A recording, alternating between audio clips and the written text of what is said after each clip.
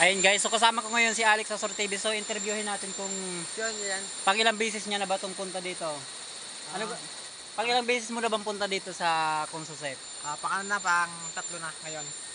Pang tatlo na. Ikaw may pisang. Sure na pang tatlo na namin punta dito. Kasama ko si Alex sa Sur TV guys. Ayan. At si Lami TV may pisang. Si Lami. O ikaw pang ilang beses na? First time. First timer. So may first timer tayo dito ngayon. So tingnan natin kung hindi siya rarayumahin. Nangangalahati pa lang kami. Dapat kasi bago pa lang yan, tig-video mo na kasi sabay-sabay mo. Ay, nagdadrive pala siya. Hindi naman ka dito yung mga cameraman. Cameraman ako dati. Hindi naman ako mag-vlog dati. So palusong po kami. May mga hagdan-hagdan dito pa ibaba. So nakakapagod guys, pero tiyaga-tiyaga lang.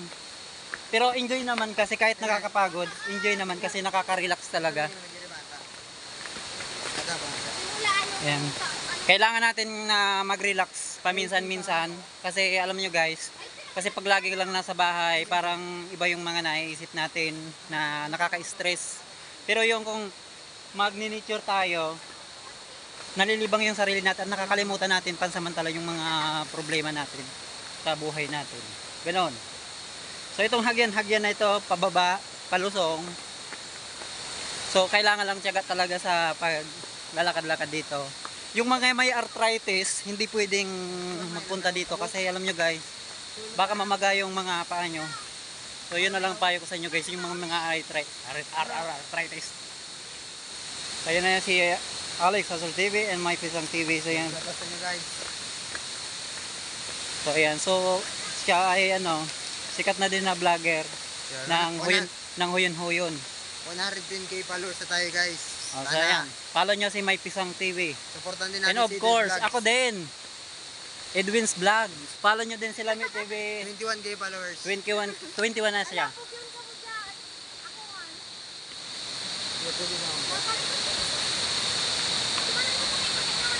Ayan guys, kung gusto nyo naman magtambay-tambay, so mayroon din tambayan dito.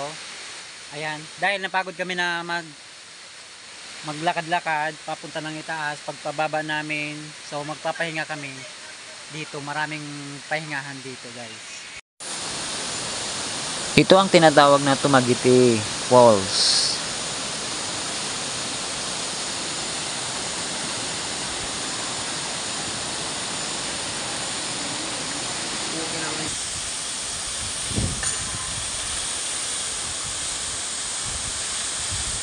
So ayan guys, yung mga kasama kong mga team.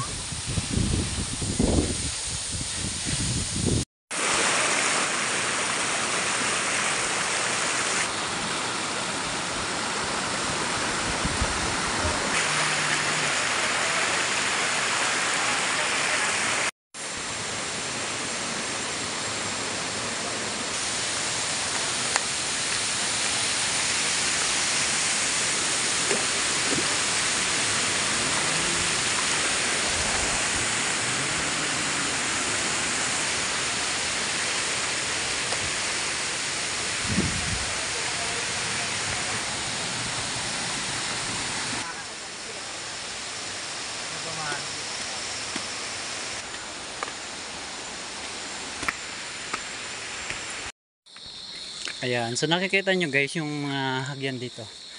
Ang ganda. Ayan, so ito, yan mga source ng water yan. Papunta doon sa parting ibaba or sentro.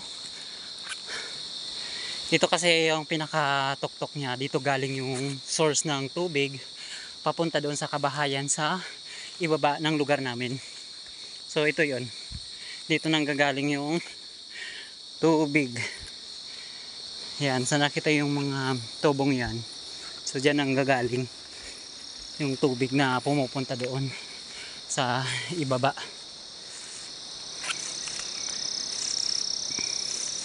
Ayun lang ulit po ako nakapunta dito. Tagal-tagal na ulit na ako hindi nakapunta dito guys. So ngayon lang ulit. Pero ano na, yung ibang mga dito sira na. Sira-sira na. Yan. So So talagang nagdidilim na dahil may mga maririnig-rinig ka na ng mga huni ng mga hayop.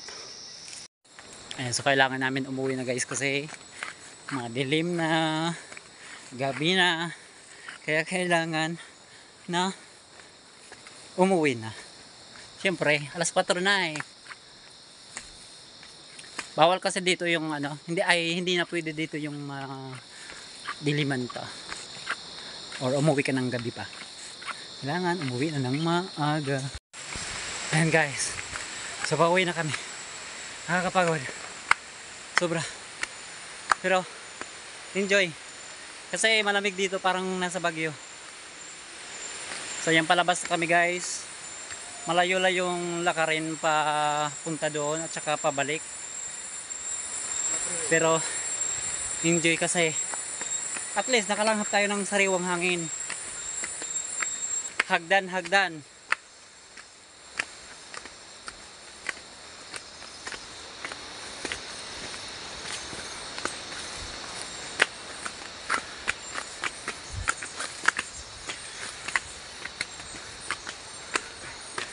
Oh. Ayaw ko na. Sobra nakakapagod. Kailangan lang tiis-tiis lang guys. Makakauwi din tayo.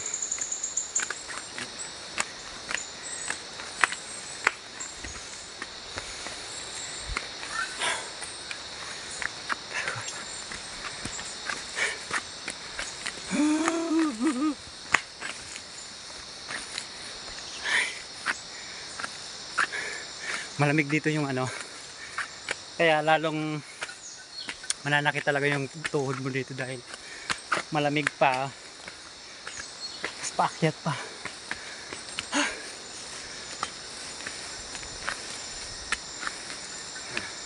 But it's okay kasi na-relax tayo,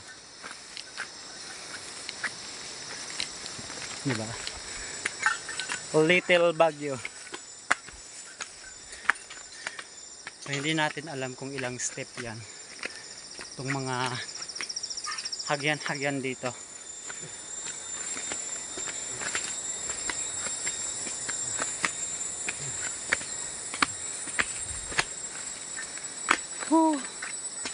Ayun, sa wakas. Hintayin natin yung kasama natin. Kasi parang iba na yung napuntahan nila eh. Ay, ayun pala. Si Alex sa Sur TV at saka... Grabe. Nakakapagod pala guys. Grabe.